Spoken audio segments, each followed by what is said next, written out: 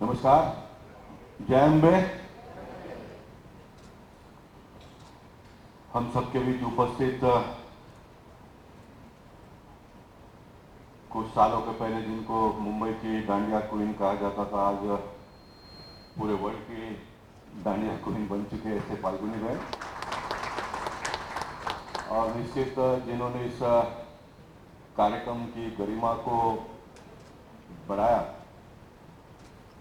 ऐसे संतोष सिंह जिन्होंने एडवर्टाइजिंग के माध्यम से पूरे दुनिया में पहुंचाने का काम किया, वैसे डॉक्टर योगेश। मैं भी आश्चर्यचकित हो गया, फाल्गुनी बहन ने भी पूछा कि डॉक्टर क्यारे बनी गया। तो गुजरातीમાં એમ કહેવાય છે કે જે એકના ખિસ્સામાંથી પૈસા કાઢીને બીજાના ખિસ્સામાં નાખે એ ડॉक्टर। ऐसे योगेश भाई जिन्होंने इस कार्यक्रम को और बेहतर ढंग से और अच्छे तरीके से कैसे हो सकता है वैसे प्रयास किया। ऐसे हमारे बहन और सिंह साहब और उनकी धर्मपत्नी, मेरे मित्र हर्षिल, विपुल भाई, दिलीप पंडित, शिवा शेट्टी का नाम साथ में ले रहा हूँ बाद में लोगों में, और मंच पर उपस्थित अन्य सभी प्रतिष्ठित मान्यवर, और निश्चित ग्राउंड लेवल पे कहिए या तो फिर जो काम किसी से नहीं होता वो सॉल्व करने की क्षमता जिनमें है, वैसे शिवा शेट्टी,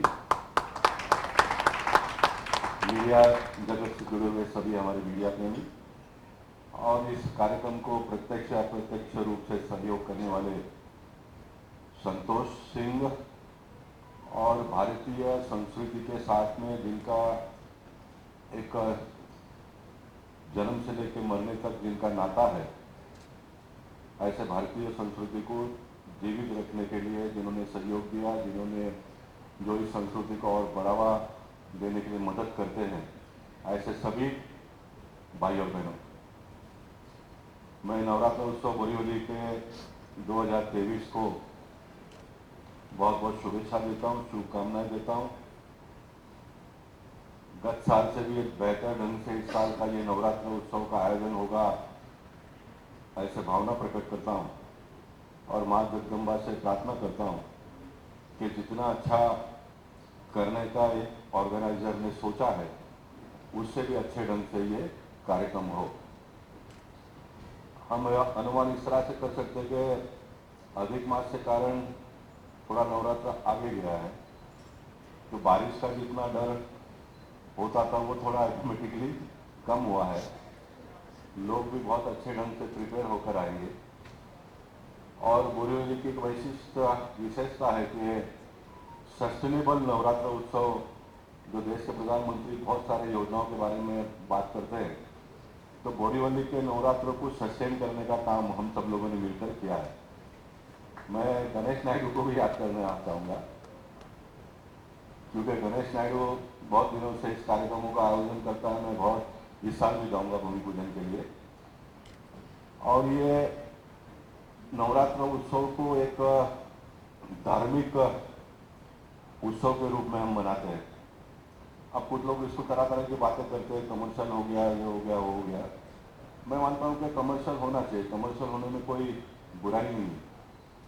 हमारा देश बहुत तेजी से आगे बढ़ रहा है, financially we are growing, economically we are growing, हम मजबूत हो रहे हैं, लोगों के हाथ में पैसे आ रहे हैं, और आया हुआ पैसा फिर एक बार कोई न कोई माध्यम से दूसरे तीसरे के हाथ में जब जाता है तो इकोनॉमी ग्रो करती है, ऐसा जानकारों का कहना है। क्योंकि पैसा अपने ही पास पड़ा रहे तो उससे समाज और देश को बहुत बड़ा लाभ नहीं होता है, इसलिए पैसा एक हाथ से दूसरे हाथ में जाना चाहिए। और ये कार्यक्रम का जब इतने बड़े पैमाने का आयोजन होता है तो सिर्फ टिकट निकाल कर लोग डांडिया खेलने के लिए आते हैं, तो निश्चित टिकट निकाल कर डांडिया खेलने के लिए आते हैं। एक कार्यक्रम बहुत अच्छे बेहतर ढंग से होता है तो आने वाले लोग कितने लाख और करोड़ों का ड्रेस परचेस करेंगे ये मुझे मालूम नहीं है, लेकिन ये सारा ड्रेस परचेस होता है, एडवर्टाइजिंग होता है, मंडप बनाने वालों को काम मिलता है, कितने सारे स्टाफ लगे रहते हैं, कितने यहाँ पर प्लेटफॉर्म से लेकर पूरा आयोजन तक। जब इस साल का नवरात्र का पहला गीत गाने के लिए फाल्गुनी बहन माइक हाथ में लेंगी, तब तक हजारों लोगों को रोजगार इसमें उपलब्ध हो जाएगा। इतनी बड़ी इसमें ताकत है, इसमें बहुत लंबे तक एलोबरेट करके ले जा सकता हूँ। यानी लोगों के दिमाग में हमने ये डालना चाहिए कि पैसा कमाना भी चाहिए और पैसा खर्चा भी होना चाहिए। फॉरेन के बारे में ऐसा लोग कहते हैं कि मंडे से फ्राइडे तक काम करते हैं, पैसा कमाते हैं और फ्राइडे छुट्टी होते ही भाग जाते हैं और 5 दिन में कमाया हुआ पैसा पूरा खर्चा करके, कुछ लोग तो कर्जा भी कर फिर सोमवार को जॉब पे आते हैं, ऐसा भी लोग कहते हैं। और फिर वो दूसरा पगार जब आता है तो उसको पहला कर्जा देते हैं, फिर ये सिलसिला चलता है। यानी हंसी मजाक की बात नहीं, ये वास्तविकता, ये हकीकत है। और पैसा इस तरह से ही अगर एक दूसरे के हाथ में जाएगा तो इकोनॉमी ग्रो करके बहुत सारे लोगों को काम काज इसमें से मिलता है। मैं निश्चित समाधान व्यक्त करते हुए इतना जरूर कहना चाहूँगा कि इस साल प्रमोद महाजन क्रियान्वयन का टेंडर भी पास हो गया है। हम भूमि पूजन भी लगभग नवरात्र के पहले या तो दिवाली नवरात्र के पहले भूमि पूजन भी कर लेंगे, तो अगले साल का नवरात्र इससे अच्छा होगा। गए साल से इस साल अच्छा होगा और इस साल से भी अगले साल का नवरात्र और अच्छे बेहतर ढंग से मना पाएंगे, क्योंकि ग्राउंड का एक रूपरेखा भी पूरा बदला हुआ दिखाई देगा हमको। इसलिए एक मेंबर ऑफ पार्लियामेंट के नाते मैं बोरीवली में जितने भी लोग नवरात्र का आयोजन करते हैं उनको सभी को शुभेच्छा देता हूँ। जब मैं सभी को शुभेच्छा देता हूँ तो कुछ लोगों को अटपटा लगेगा ये, लेकिन चिंता करने की कोई आवश्यकता नहीं है। बोरीवली बहुत जोर से ग्रो हो रहा है, पैसा भी लोगों के पास आ रहा है। तो पैसा जब लोगों के पास आ रहा है तो वी शुड नॉट, किसी को भी ब्लॉक नहीं करना चाहिए, we should open the system, इसको एकदम खुला मार्केट कर देना चाहिए, जिसमें क्वालिटी होगा, जो अच्छा करेगा वो आगे बढ़ेगा। बराबर है ना? इनमें अभी भी दम कम है तो मुझे फिर डरने की क्या बात है ना? हाँ, गोपाल सिटी में जब तक लोगों की सेवा करने की क्षमता है, इच्छा है, लगन है, ताकत है, तो फिर किसी से डरने में क्या हो सकता है। हम काम करते रहेंगे और भी लोग आएंगे, काम करते रहेंगे, और भी जो नवरात्र का आयोजन करते हैं, मैं एक तरह से मानता हूँ कि ये अच्छी शुरुआत है। जिनके पास पैसा है वो पैसा लगा कर देखने के लिए आएंगे, जिनके पास पैसा नहीं है उनकी भी व्यवस्था मैं ऐसा मानता हूँ कि माता जी करती है, माता जी करती है ना। लेकिन सब लोग मिलकर इस नवरात्र का जो डेकोरम है, जो गरिमा है, उसको हम और आने वाले दिनों में मजबूत करेंगे और उसमें बढ़ावा कैसे हो सकता है उसके बारे में देखेंगे। नवरात्र ये 9 दिन का, इसको एंटरटेनमेंट प्रोग्राम न मानते हुए ये हमारी विरासत है, ये हमारी संस्कृति है।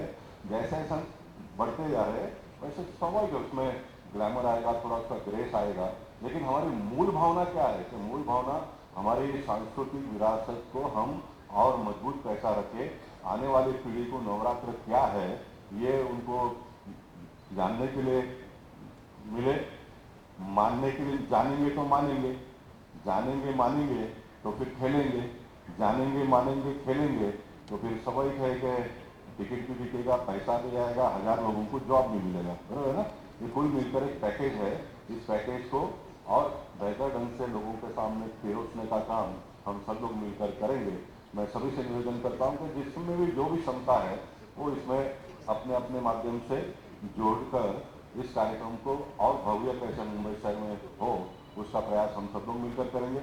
मैं मीडिया जगत के सारे लोगों का भी यहाँ पर अभिनंदन करना चाहूँगा, क्योंकि ये सारे लोग अपनी अपनी ताकत लगा देंगे, लेकिन आप अपनी ताकत का पूरा इस्तेमाल नहीं करोगे तो फिर इसको एक बड़े पैमाने पे जो पूरे राष्ट्रीय स्तर पर और अंतर्राष्ट्रीय जगत तक पहुंचाने का जो काम है वो तो आप ही लोग करने वाले हैं। इसलिए आप सबका भी इस बड़े यज्ञ में सहयोग की अपेक्षा करते हुए फिर एक बार संतोष और उनके पूरे टीम को मैं बहुत बहुत शुभेच्छा देता हूँ, शुभकामनाएं देता हूँ। माता जी से प्रार्थना करूँगा कि फाल्गुनी बहन का जो स्वर है, जो कंठ है, जो उनकी गाने की शैली है वो और खुलकर 9 दिन मुंबई शहर के लिए आए। बहुत बहुत धन्यवाद। भारत माता की जय। बहुत बहुत धन्यवाद साहब। मार्ग